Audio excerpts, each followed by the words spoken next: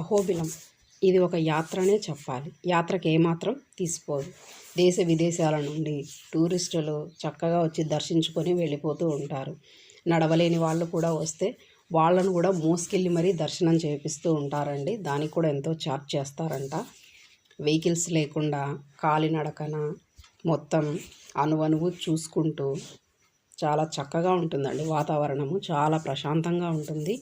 ఇది కాశీనాయన దగ్గర అండి. ఇక్కడ కూడా మంచిగా భోజనాలు అయితే వడ్డిస్తూ ఉంటారండి. ఎప్పుడు ఏవో ఒకటి వండుతూనే ఉంటారు. అన్నదానం ఎప్పటికీ జరుగుతూనే ఉంటుంది. మేము కూడా అక్కడికి వెళ్ళి అక్కడ దర్శనం చేసుకొని చేసుకొని వచ్చేసాము.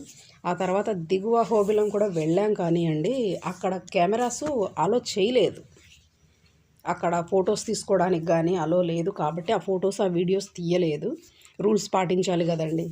దర్శనానికి వెళ్ళినప్పుడు అక్కడ ఆ బోర్డు మీద కెమెరాలు లోపలికి అలో వద్దు అని చెప్పారు. సెల్ ఫోన్లు కూడా నాట్ అవైలబుల్ అని చెప్పారు.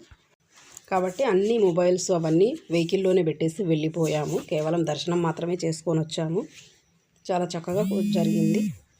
మీలో ఎవరైనా వెళ్ళిన వాళ్ళు ఉంటే ఇవన్నీ అనుభవాలు తెలుస్తాయి. చూసే వాళ్ళకు తెలియదండి. నాకు కూడా పోయేంత వరకు తెలియలేదు. అహోబిలం అంటే మామూలుగా అహోబిలమే కదా అనుకున్నాను. కానీ అక్కడికి వెళ్ళిన తర్వాత తెలిసింది. ఆ కాలినడకన వెళ్ళినప్పుడు ఇబ్బందిగానే అనిపించింది కానీ చాలా సంతోషంగా అయితే ఉన్నింది.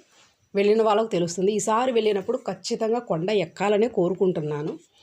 ఆ ఎక్స్పీరియన్స్ కూడా ఒకసారి చూస్తే బాగుంటుంది అనిపించింది. నెక్స్ట్ టైం వెళ్ళినప్పుడు ఖచ్చితంగా కొండ ఎక్కి ఆ వాటర్ అవి పడుతూ ఉంటాయి కదా, అవి కూడా తాగేసి వాటిల్లో కూడా తడిచి రావాలని కోరుకుంటున్నాను. ఖచ్చితంగా వెళ్ళినప్పుడు ఆ వీడియో కూడా మీకు ఇలాగే షేర్ చేస్తాను. ఇవి కేవలం మా పిల్లలు అలా సరదాగా అట్లా బయటికి వెళ్తూ తీశారు.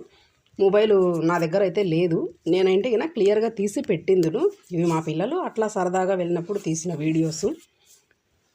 వంటలు చేసుకునేటివి కానివ్వండి. ఆ వంటల వీడియోలు చేద్దాం అనుకున్నాను కానీ అక్కడ నేను అటు వెళ్ళిపోయి వచ్చేసరికి వంటలు అయిపోయాయి కాబట్టి తీయలేకపోయాను. చాలా చక్కగా అక్కడే వండుకు తినేసి వచ్చేసాము.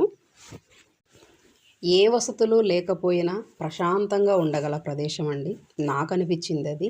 మీకేమనిపించిందో వీడియో చూసిన తర్వాత కామెంట్ చేయండి.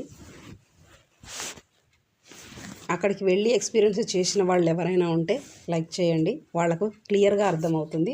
చూసే కంటే వెళ్ళి అక్కడ ఎక్స్పీరియన్స్ చేస్తేనే అర్థమవుతుంది. అలా ఉన్న వాళ్ళు ఎవరైనా ఉంటే లైక్ చేయండి. Thanks for watching.